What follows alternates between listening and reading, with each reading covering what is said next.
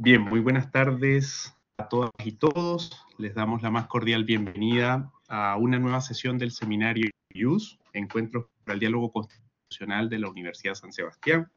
Recuerden que esta es una iniciativa del Magíster en Derecho y Litigación Constitucional de nuestra universidad, que está orientada a generar un espacio abierto, reflexivo y plural para la discusión académica en torno a los desafíos que enfrenta el derecho público y constitucional en Chile y el mundo. A través de estos encuentros buscamos fortalecer el pensamiento crítico, promover el intercambio de saberes y acercar a nuestra comunidad académica a voces nacionales e internacionales de referencia con miradas renovadas sobre el derecho y sus tensiones actuales. Hoy es un honor contar con la participación del doctor Raúl Sánchez Urribarri, quien abordará el tema activismo judicial en contextos de erosión democrática y consolidación autoritaria. El doctor Sánchez es vicedecano de Asuntos Internacionales y Alianzas Estratégicas de la Facultad de Ciencias Sociales y Humanidades y profesor asociado de Estudios Sociojurídicos en la Trove University en Melbourne, Australia. El profesor Sánchez es especialista en política judicial comparada y derecho constitucional comparado. Es doctor en ciencia política por la Universidad de Carolina del Sur, magíster en Derecho por la Universidad de Cambridge y abogado cum laude por la Universidad Católica Andrés Bello de Caracas, Venezuela. Ha investigado ampliamente el caso venezolano, analizando el papel que desempeñan las instituciones jurídicas en el proceso de degradación democrática. Es coeditor de 3 libros recientes: Activismo judicial en perspectiva comparada, Informalidad y tribunales y Consolidación autoritaria en tiempos de crisis. Antes de darle la palabra a nuestro muy destacado invitado, les recuerdo que el chat se encuentra habilitado para que puedan formular sus preguntas o comentarios, e igualmente al concluir la exposición del profesor pueden hacer uso de su micrófono para plantear preguntas y comentarios. Igualmente, como hemos hablado, estas sesiones se certifica su asistencia. Quienes deseen acceder al certificado de asistencia deben llenar un formulario que les vamos a hacer llegar avanzada la presentación a través de la misma ventana de chat. Sin más preámbulos, profesor Sánchez Urribarri, le agradezco mucho que haya aceptado nuestra invitación y lo dejo en el uso de la palabra. Para nosotros es un honor recibirlo por esta vía. Uy, muchísimas gracias. Y antes que nada, bueno, primero me gustaría comprobar que me están escuchando. ¿Todo bien, no? Todo bien, perfecto. Luis, muy buenos días y muy buenos días a todos. Y les digo buenos días porque como quizás saben, me encuentro creo que aproximadamente 14 horas, ¿no? Delante de ustedes. Aquí son las 8:45 de la mañana en Melbourne, Australia. Luis, muchas gracias por la introducción. En efecto, yo soy, bueno, profesor, investigador, trabajo aquí en la Universidad de La Trobe, vivo aquí en Melbourne, Australia, soy venezolano, llevo aquí en Australia casi 14 años este año. Y me fui de Venezuela para estudiar en los Estados Unidos en el 2004. Entonces tengo ya casi más de 20 años siguiendo el caso venezolano a distancia. Pero antes de esos 20 años ejercí como abogado en Venezuela, trabajé como abogado, trabajé inclusive en el Tribunal Supremo de Justicia, fui profesor universitario en esa oportunidad y vi el caso, digamos, desde una perspectiva etnográfica, ¿no? O sea, aparte de ser profesor, estaba indirectamente, sin darme cuenta, estaba haciendo el trabajo de campo que se reflejaría posteriormente en varios de mis estudios. Y allí surgieron muchas preocupaciones que yo percibía en el caso venezolano de la época. O sea, tenemos que utilizar la imaginación, un ejercicio que nos lleva a 20 años atrás, a una Venezuela, hace 20, 25 años, que todavía tenía rasgos democráticos, liberales, institucionales bastante importantes.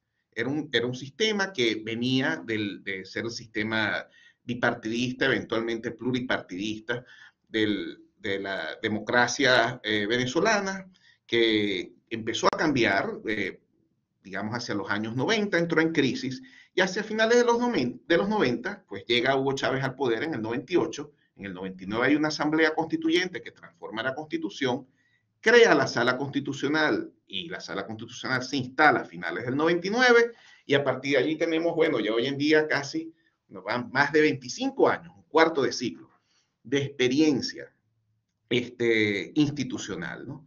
Entonces, hacer el análisis longitudinal de esa institución a lo largo de estos 25 años, pues implica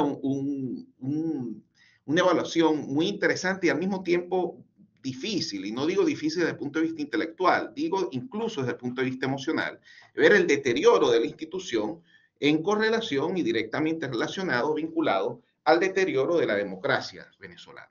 Eso es algo que ya se veía venir y se empezó a experimentar en la época en que trabajaba ya.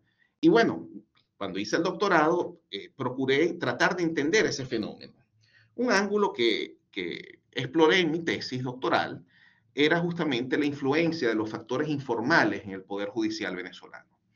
Un tema que yo lo veía cuando empecé el doctorado como muy característico de Venezuela, y luego posteriormente pues me fui dando cuenta que es muy propio de democracias en crisis y de sistemas que están experimentando pues procesos de erosión institucional, erosión democrática y o, por ejemplo, liderazgos autoritarios populistas, por decir algunos ejemplos. Les soy sincero, para mí fue, digamos, en inglés tenemos una expresión muy funesta, pero muy cierta, misery loves company. A nadie le gusta estar solo en su propia tragedia. Entonces empecé a conocer muchos colegas que trabajaban temas parecidos en otros países, colegas, por ejemplo, que estudiaban el contexto postsoviético, donde algunas democracias, pues a pesar de estar nominalmente establecidas en las constituciones posteriores a la caída del muro de Berlín, en la tercera ola de la democracia, pues de democratización que se vivió en esa ya distante época, pues varios países pues estaban experimentando distintos tipos de problemas. Aún recuerdo las primeras conversaciones que tuve con un colega, amigo hoy en día, que estudia el caso ruso, imagínense, y que ha tenido pues una experiencia muy similar a la mía, pues en este contexto, en este contexto que ha sido también un contexto ya fallido de democracia que no terminó de bonar, y pues digamos, un país que pues terminó dirigiéndose hacia la ruta autoritaria. Entonces eso en resumidas cuentas pues se volvió el tema que yo empecé a estudiar con el paso del tiempo y lo empecé a analizar de distintos puntos de vista, pero con esos dos niveles. Por una parte, el nivel de tratar de entender el caso venezolano en sí, tratar de aportar ideas, características empíricas, aportar datos, tratar de estudiarlo de una forma un poco más rigurosa, tratar de asumir los casos de una forma, estudiarlos de una forma más sistemática, ¿no? Y les voy a ofrecer ahorita el resultado de algunas de esas investigaciones. Pero el segundo ejercicio era vincular, o digamos tres ejercicios. El segundo era vincular ese estudio, transferirlo o digamos entrelazarlo con las ciencias sociales y específicamente la ciencia política. Uno de los desafíos que enfrenté cuando empecé a hacer el doctorado es que me di cuenta que una perspectiva exclusivamente jurídica de lo que estaba experimentando Venezuela no era apropiada para entender lo que estaba pasando. Pero también al mismo tiempo me di cuenta que no teníamos las herramientas teóricas o incluso analíticas para poder entenderlo y para poder conectar esa conversación desde el punto de vista jurídico, interpretativo, analítico, con los debates que se estaban empezando a gestar en el seno de la ciencia política. Entonces, ese es un segundo, digamos, nivel de análisis y ya requiere un análisis pues teórico. Allí empecé a vincular el análisis del caso del Poder Judicial venezolano con discusiones de otras instituciones en Venezuela. Colegas, por ejemplo, que trabajaban, que estudiaban el chavismo desde una perspectiva del gobierno de Chávez, que estudiaban, por ejemplo, las instituciones, la Asamblea Nacional, que es nuestro poder legislativo, que estudiaba, por ejemplo, la militarización del Estado, características fundamentales del Estado, etc. Y un tercer ángulo, y pues les comento, un ángulo ya más fructífero desde el punto de vista de teoría comparada, era vincular de suyo el caso venezolano con otros casos internacionalmente. Y para ello, pues atender a recursos teóricos desarrollados en otros países y en perspectiva comparada. Entonces, esos han sido principalmente, digamos, los aspectos o ángulos fundamentales de mi investigación desde que empecé a ser profesor. Y en resumidas cuentas, mis trabajos, si ustedes los ven, por ejemplo, si entran en scholar.google.com, ponen mi nombre, ahí van a encontrar los trabajos, se van a dar cuenta que la mayoría de mis trabajos se sitúan en esa órbita de tratar de entender el caso venezolano, pero tratar también de hacer un aporte al estudio del Poder Judicial y de sus debilidades institucionales en perspectiva comparada, para tratar de entender ya no solamente el caso venezolano, sino también de entender otros casos que existían y que existen en distintas partes del mundo, ¿no? Yo les voy a ser completamente sincero, yo nunca me imaginé cuando empecé a estudiar este tema que nosotros íbamos, por ejemplo, a utilizar el caso venezolano para entender ahora debilidades institucionales en democracias establecidas, por ejemplo. Uno dice, bueno, ¿qué conexiones pueden existir entre dos contextos tan disímiles? Bueno, pues sí las hay. Pues lamentablemente sí las hay, pues justamente algunas características del caso venezolano ayudan a explicar otros casos de distintas maneras, ¿no? Y ese es el aporte que uno trata de hacer. Entonces, tomando en cuenta ese panorama, yo les voy a mostrar algunos datos y algunos aspectos de las presentaciones que yo hago. Es normalmente en inglés, ¿no? Porque al final yo he hecho mi carrera en inglés. Gran parte de mi investigación, como se pueden imaginar, es a distancia, pues porque al fin y al cabo, pues trabajar el caso venezolano se fue haciendo más difícil con el paso del tiempo. Primero fue la dificultad de obtener datos, luego la imposibilidad de entrevistar, pues, por ejemplo, jueces y otras personas ligadas al sistema judicial venezolano, y luego, pues con posterioridad, inclusive el riesgo que acompaña hacer ese tipo de investigaciones en Venezuela con la honestidad académica o intelectual que se requiere, ¿no? Eso ha sido, pienso, eso ha sido un desafío para los venezolanistas en general, ¿no? Como ha sido el caso para otros académicos que estudian regímenes autoritarios en distintas partes del mundo, ¿no? Entonces, déjenme compartir con ustedes vamos a ver, aquí tengo mi ventana, me dan un segundito, si puedo, aquí está. Entonces, esta es una presentación mucho más larga, pero aquí les puedo dar algunos detalles, ¿no? Y en este caso, a todas estas, vamos a asegurarnos, sí, lo pueden ver sin inconveniente, ¿no? Sí, la vemos. Excelente, Luis, perfecto. Entonces, bueno, les voy a mostrar algunos datos, no todos, para que podamos entrar un poco también en conversación, tengamos tiempo para las preguntas, que está en esta presentación. Por cierto, en esa diapositiva que ven allí, ese es el Palacio de Justicia inconcluso del Poder Judicial venezolano. No es donde se halla la Corte Suprema, es donde se hallan hoy en día los tribunales penales y parte de los tribunales civiles, si mal no recuerdo, en el ala derecha. Y digo inconcluso, esa es la maqueta, ¿no? Este es el modelo.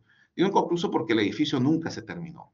Y el edificio yo lo veo como una metáfora de lo que pasó con el Poder Judicial en Venezuela. O sea, hubo alguna vez un sueño y un esfuerzo muy importante, incluso en distintos tipos de regímenes políticos durante el siglo XX, de crear un Poder Judicial independiente, profesional, digamos, con jueces pues, probos, estudiosos, con todo un aparato que respondiera a las necesidades crecientes en esa época de la ciudadanía, ¿no? Y uno de esos ángulos, uno de esos aspectos, sin duda en el contexto democrático, fue el derecho público venezolano, el derecho administrativo venezolano, que sí llegó a tener cierta importancia y cierta relevancia para controlar el Estado. Pero ya para el momento en que llegó Chávez al poder, ya había ciertos problemas que se notaban en ese sistema.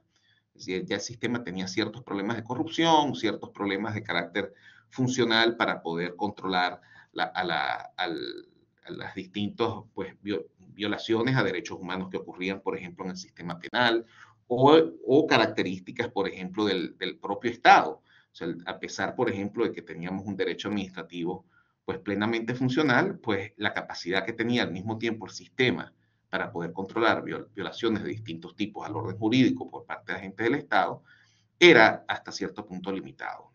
Ese fue el sistema que heredó el chavismo, por ponerlo así, en el año 98 y que procuró transformar por vía revolucionaria en conjunto con otras características del sistema judicial. Y Y de alguna forma, pues justamente esa captura del Poder Judicial se volvió un elemento crucial, tanto en el cambio de régimen, como que ocurrió durante los primeros años de Chávez, como con posterioridad en el momento de consolidación autoritaria. Yo les voy a pedir disculpas porque estas diapositivas están en inglés, pero yo les puedo traducir algunos aspectos para algunos de ustedes pues, que tengan dificultades para entenderla, para poder leer las diapositivas, pues, está en inglés, pues les comento, ¿no? Entonces, aquí pongo los tres temas que les comentaban, que eran cruciales para entender el Poder Judicial en el contexto del chavismo. La dinámica del régimen, su politización, su deferencia creciente a Hugo Chávez, las distintas modalidades, a Hugo Chávez y al Poder Ejecutivo, y posteriormente, por supuesto, el caso de Nicolás Maduro, una vez que entró al poder en el 2013. Las distintas modalidades de interpretación constitucional que se gestaron durante ese proceso.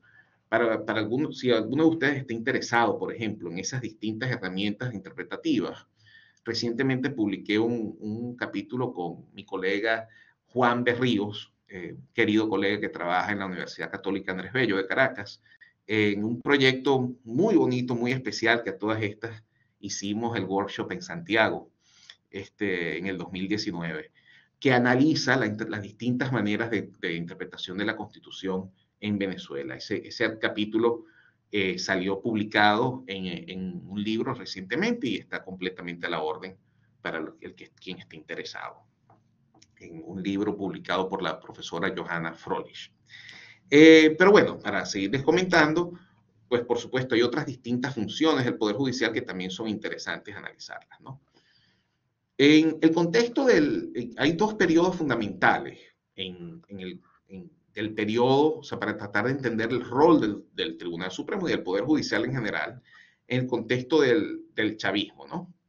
En este caso, en particular, analizarlo desde el punto de vista longitudinal involucra tratar de entender esos datos desde el punto de vista de cómo de cómo reflejan, hasta qué punto reflejan la transformación del Poder Judicial en una herramienta proactiva del régimen. Aquí se los pongo, el proactive tool of the regime. Y cuando digo herramienta proactiva, es que el Poder Judicial deja de ser únicamente un Poder Judicial complaciente o, digamos, reaccionario para poder defender al Poder Judicial, al gobierno de casos intentados en su contra digamos, por la oposición o por fuerzas cívicas, por actores de la sociedad civil, y pasa incluso a ser un actor entusiasta en la creación del régimen político autoritario venezolano en distintas maneras.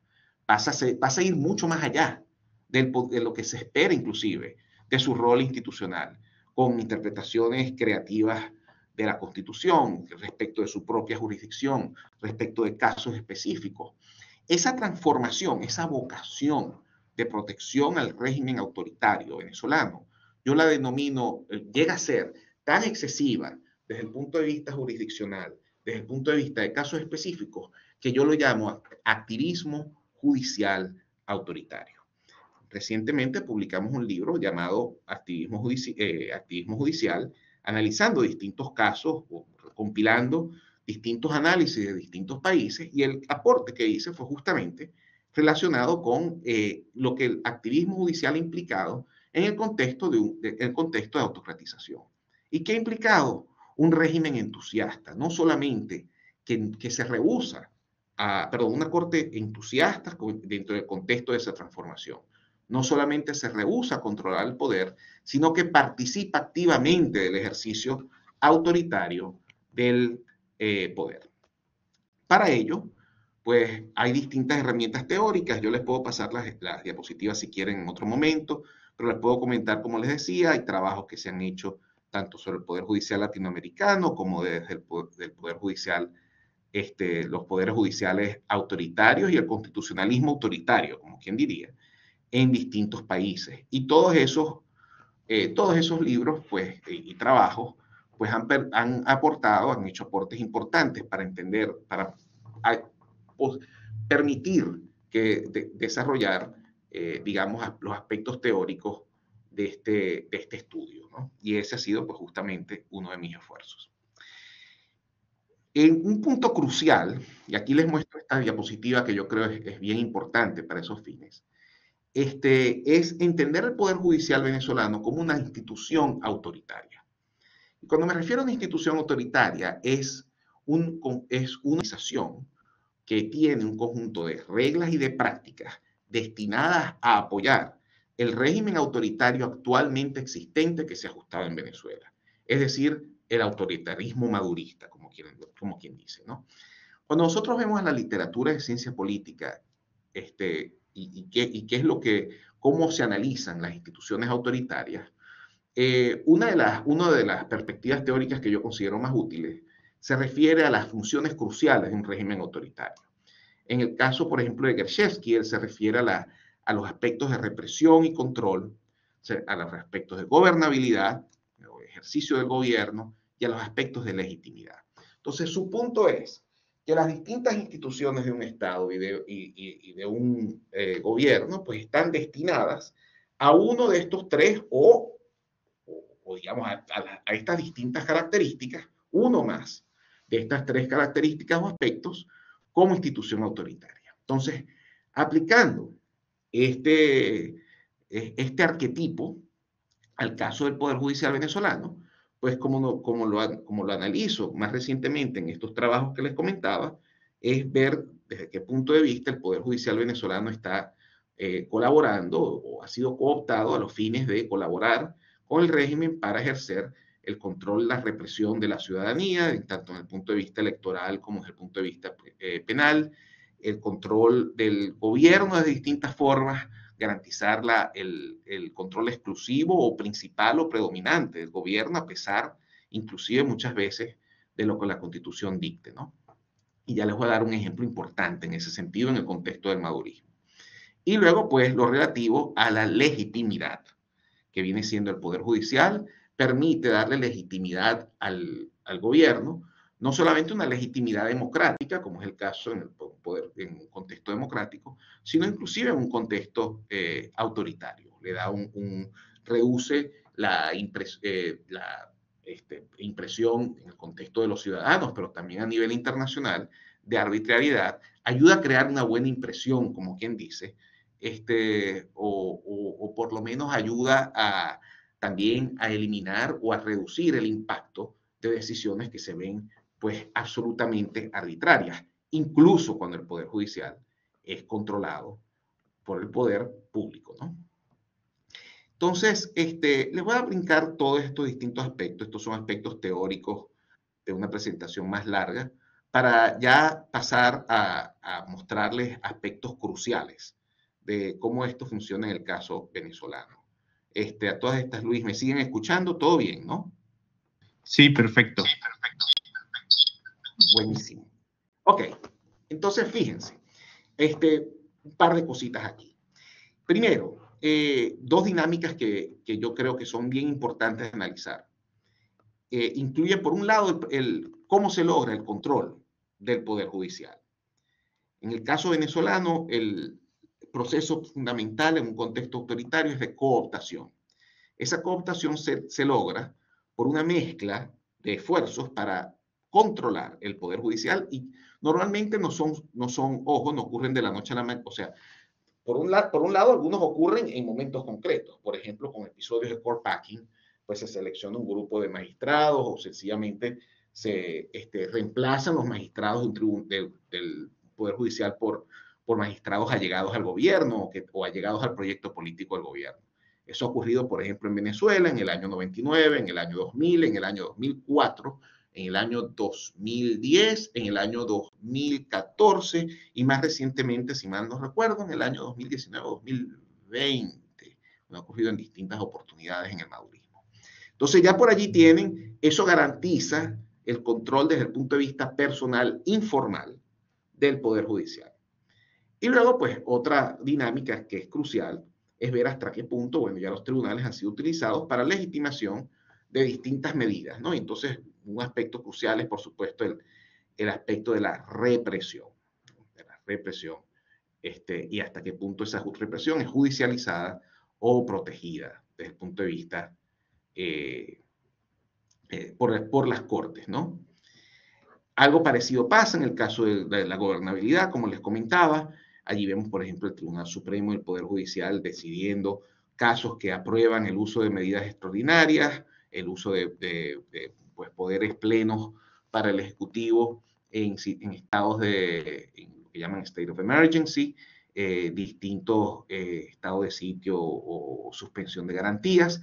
Y algunos ejemplos muy, muy importantes y muy interesantes en el caso venezolano han incluido, por ejemplo, el apoyo del Poder Judicial a distintas iniciativas para reformar la Constitución, inclusive cuando esas iniciativas no están necesariamente o claramente establecidas en la Constitución de 1999.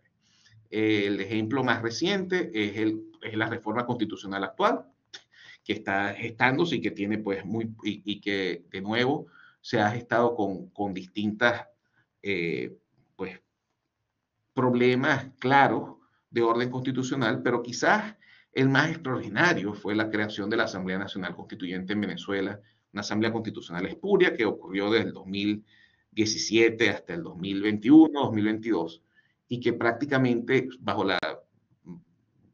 una interpretación bastante, digamos, diría que la palabra no sería perversa, pero de una interpretación pues bastante desviada de lo que establece la Constitución, pues permitió a esta Asamblea Constituyente ser electa básicamente con representantes del gobierno y luego ni siquiera se dedicó a reformar la Constitución o a crear un proyecto de Constitución, sino que sirvió como cortapisa para pues decidir distintos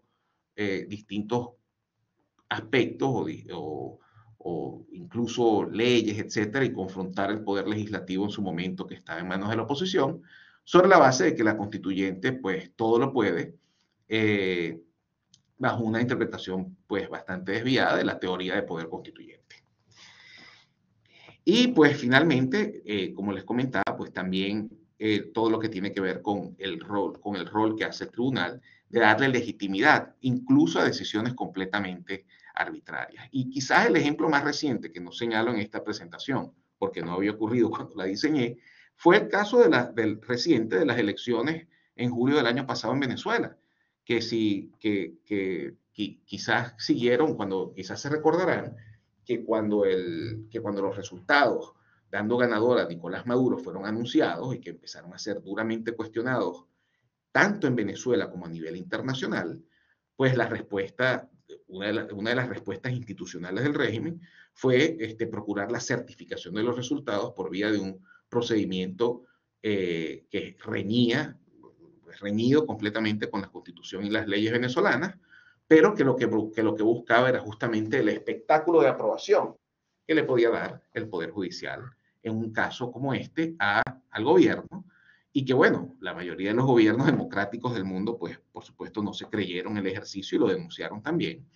Pero aquí está el tema, ¿no? Otros países autoritarios o de distinta corte que están distintos, que son distantes de Venezuela, pues lo único que leen es la noticia, quizás Poder Judicial certifica elecciones de Maduro, y dirán, ahí está, Maduro ganó otra vez, ¿no? O sea, entonces no deja de ser un rol importante.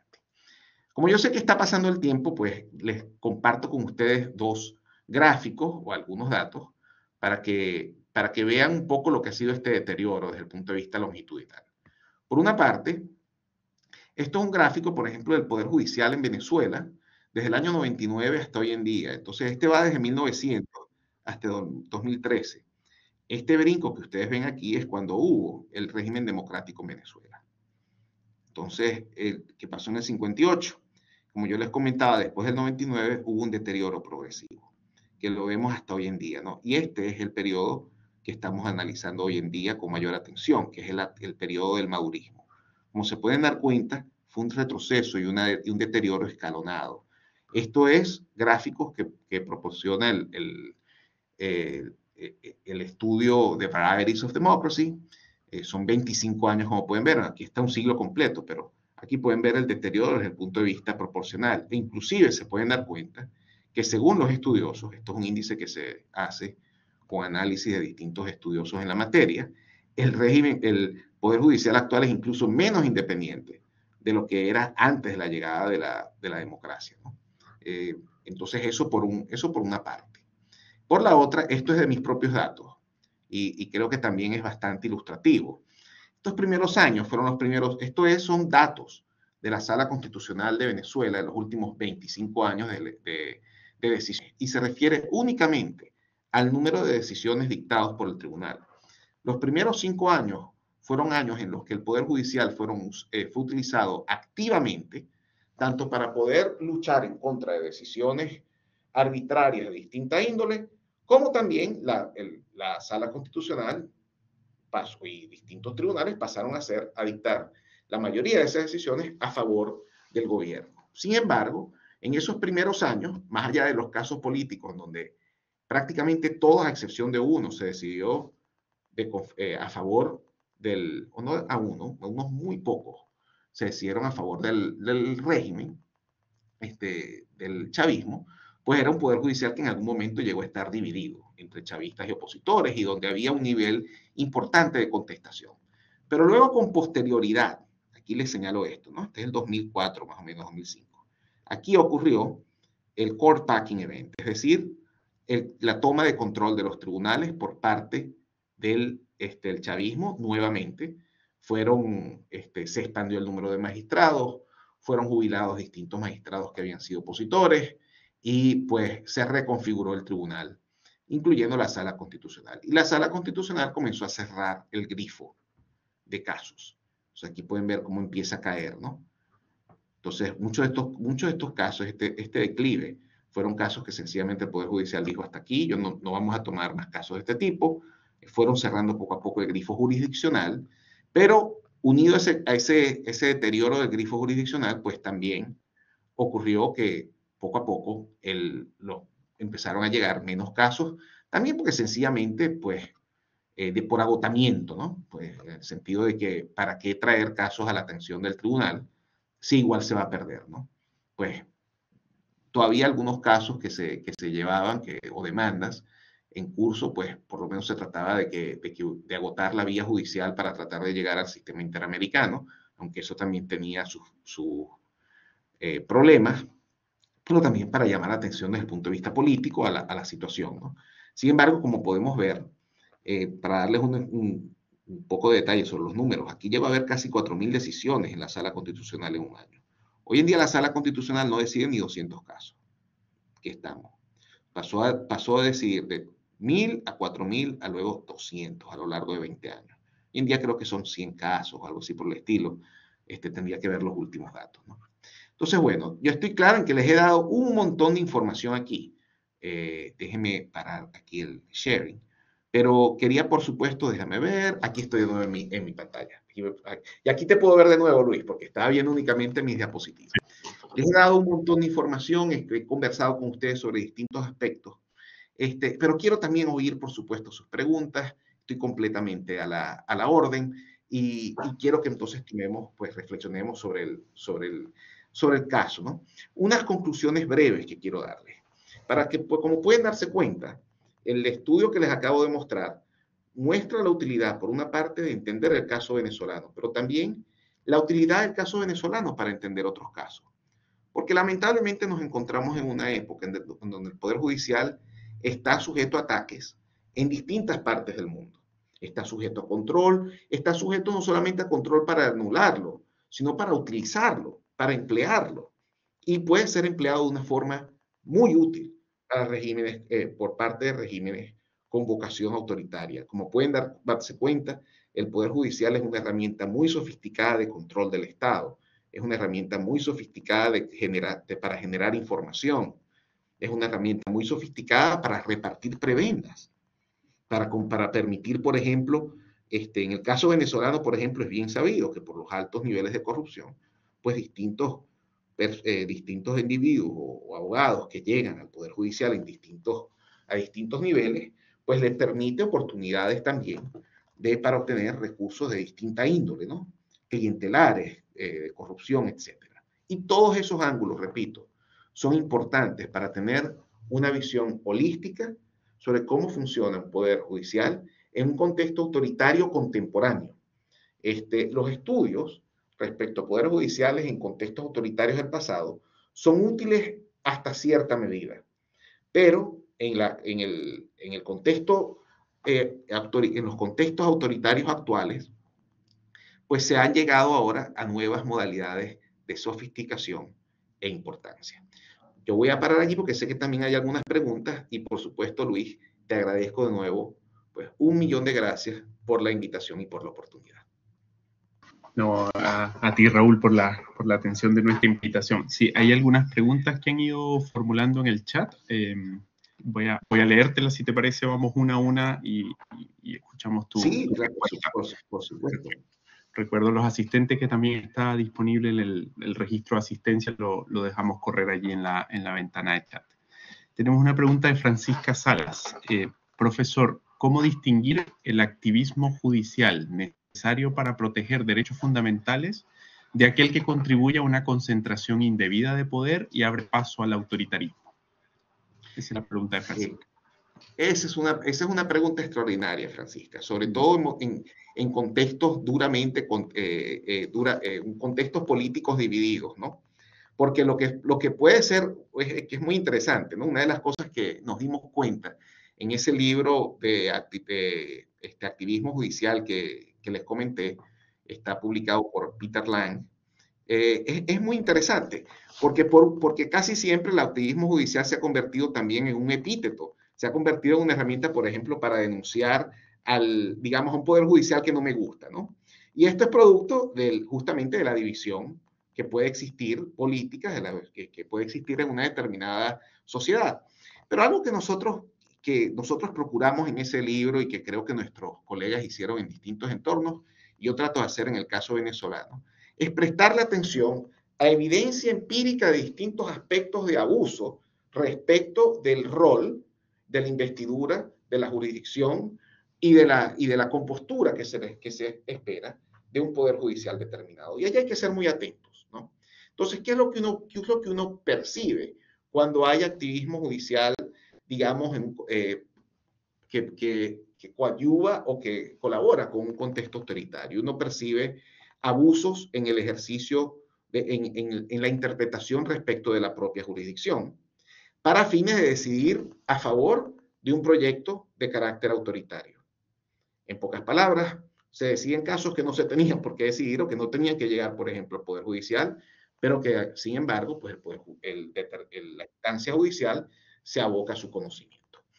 O, por ejemplo, pueden ser desde el punto de vista interpretativo, desviaciones abiertas, abruptas, de carácter jurisprudencial, donde tú tienes una jurisprudencia más o menos firme en un determinado caso y de repente tú ves que, bueno, hay un golpe de timón violento de carácter interpretativo y surgen estas interpretaciones que inclusive muchas veces son hasta bien difíciles de defender, ¿no? En tanto y en cuanto haya lo que yo llamo juego de defensa, es decir, que estén basadas hasta en cierto punto por el uso, por distintas vías interpretativas aceptables, pues allí sigue habiendo, en mi criterio, pues un contexto discursivo que está vinculado al derecho. Pero hay muchas veces que eso no es, hay veces que eso no es así, ¿no? Entonces ahí estamos una vez más en activismo. Activismo, yo digo, va más allá de lo activo, de lo que pensamos que pasa a ser legítimo. Entonces, bueno, espero que eso sea útil para la conversación. De nuevo, hay que atender a lo empírico porque es tan politizado que fácilmente podemos quedar única y exclusivamente en el epíteto, ¿no? Y eso de verdad hace que el concepto no sea muy útil y sea controversial. Perfecto. Patricio Gajardo pregunta, en el marco de su estudio, ¿han podido identificar algunas estrategias que puedan ser efectivas para preservar la independencia judicial en escenarios de erosión democrática, particularmente en América Latina? Absolutamente. Los estudios más recientes que están surgiendo en materia de judicial politics, de política judicial, un área muy productiva y muy fructífera es lo que llaman judicial resistance, y también que es resistencia judicial. ¿Cuáles son las condiciones que le permiten a un poder judicial resistir embates a su independencia? En el caso de Venezuela, la erosión de la independencia del Poder Judicial ocurrió de una forma bastante violenta porque ocurrió en el contexto de la reforma de la Asamblea Constituyente del 99. Ese fue el primer golpe, digamos, no fue el único, pero fue el primer golpe en el sentido de que se hizo la reforma del Poder Judicial como parte de la reforma de la Constitución, pero la reforma de la Constitución se hizo muy rápida y se hizo en el contexto de la Asamblea Constituyente, pues prácticamente toda en manos del chavismo, a excepción de 4 individuos, de 4 miembros de la oposición, y un contexto en el que Chávez contaba con una inmensa popularidad y de contexto de transformación institucional. Y les digo todo esto porque eso permitió digamos, que ya se hicieran esos primeros cambios de una forma bastante abrupta y se vinculara la creación del Tribunal Supremo y de la Sala Constitucional a la consolidación del proyecto político constitucional del 99. Ya eso era un tema, un problema, ¿no?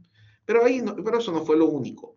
Luego hubo otra serie de esfuerzos para ir controlando el tribunal. Y ojo, esos esfuerzos no dejaron de contar con resistencia por parte de algunos actores del tribunal, por parte de distintos magistrados. Entonces, volviendo a tu pregunta, ¿cuáles pasan a ser digamos, las distintas esfuerzos que pueden hacerse? Pues hay unos que son de carácter institucional, los hace el propio tribunal, y los hacen magistrados, por ejemplo, grupos de magistrados o magistrados individualmente considerados, con jurisprudencia creativa, decidiendo casos de una forma más o menos creativa.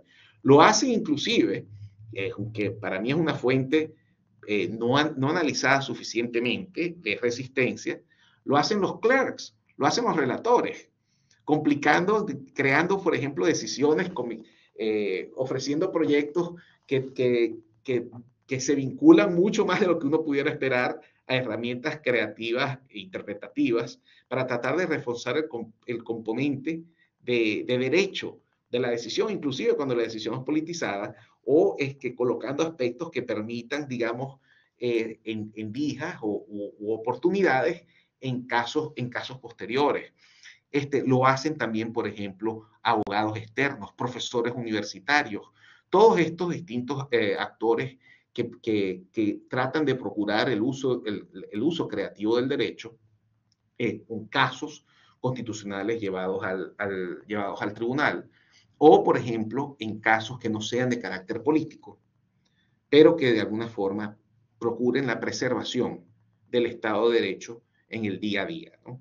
Entonces ahí ya nos referimos a jueces, abogados, etcétera, que trabajan casos que quizás no llegan a los periódicos o a ser conocidos por redes sociales, pero que donde se ejerce el derecho y donde como en esos jueces, quizás a sabiendas de que no están decidiendo casos políticos, pues están preservando espacios para que el Estado de Derecho se mantenga un poco, ¿no? El Estado de Derecho no muere de la noche a la mañana en estos casos normalmente. Es un tiempo. Como pueden darse cuenta, en el caso venezolano ha sido una generación completa para que se llegue al deterioro actual. Allí, Tomás Lara Cárdenas, bueno, es algo a lo que te referías en tu respuesta anterior, pero quizás con la pregunta podemos profundizar. Te pregunta si en la experiencia comparada es posible identificar una relación entre el cambio constitucional o procesos constituyentes y el proceso posterior de toma del Poder Judicial. Y entiendo que lo hace un poco pensando en las experiencias fallidas de generación de nueva constitución en Chile, por ejemplo. Es correcto. No siempre pasa. No siempre pasa. Puede ocurrir como puede no ocurrir.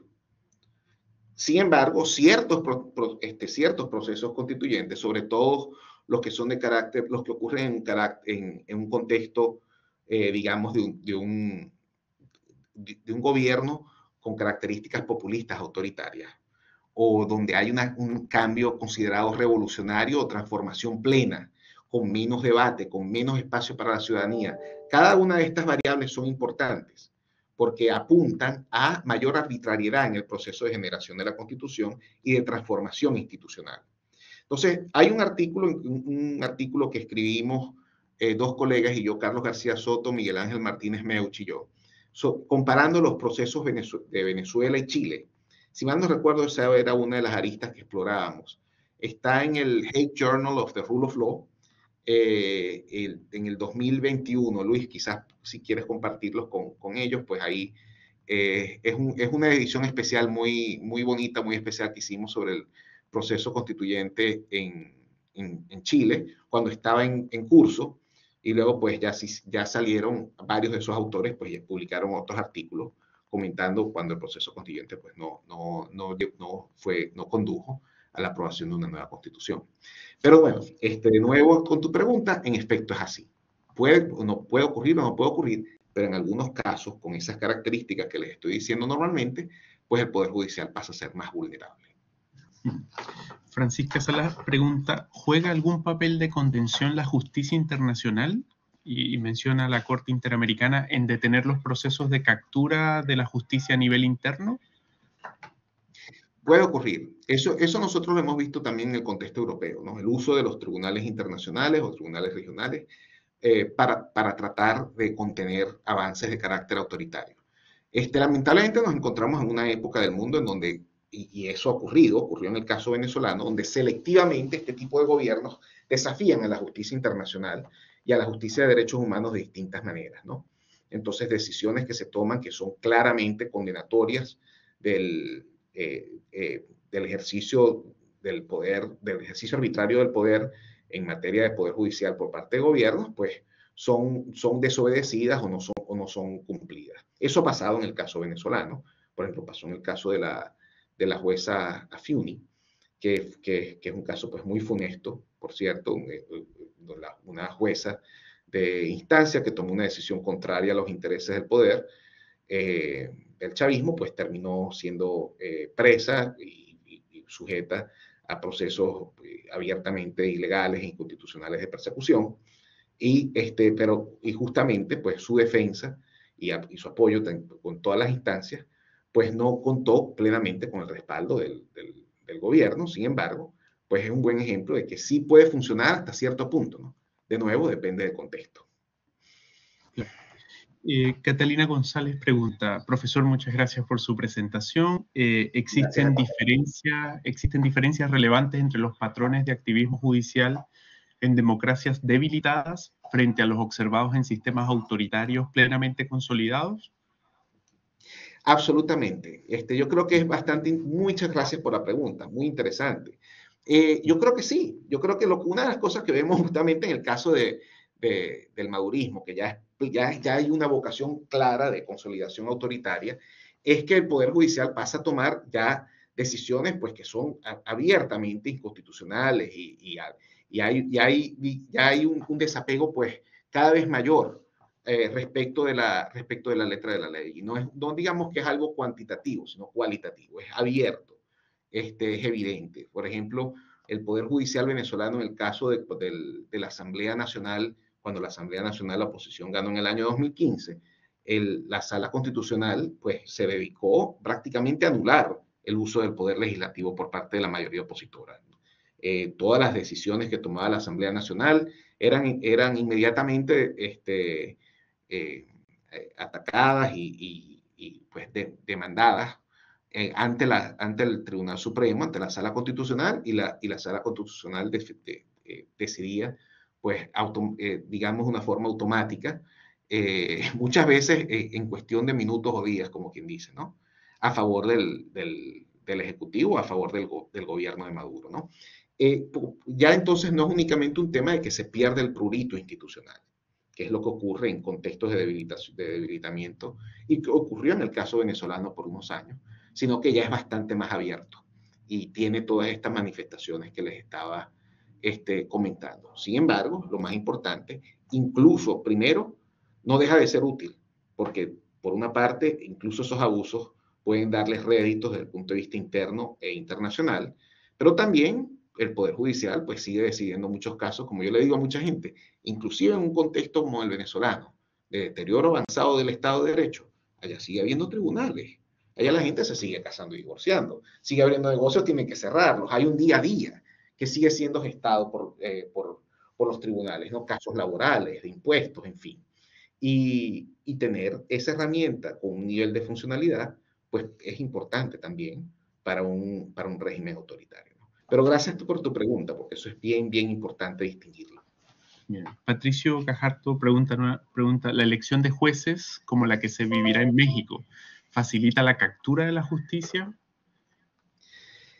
Mira, a mí me preocupa, por lo menos en el caso mexicano, me preocupa y es algo que yo creo que el caso de Estados Unidos es bastante útil para pensarlo desde el punto de vista subnacional.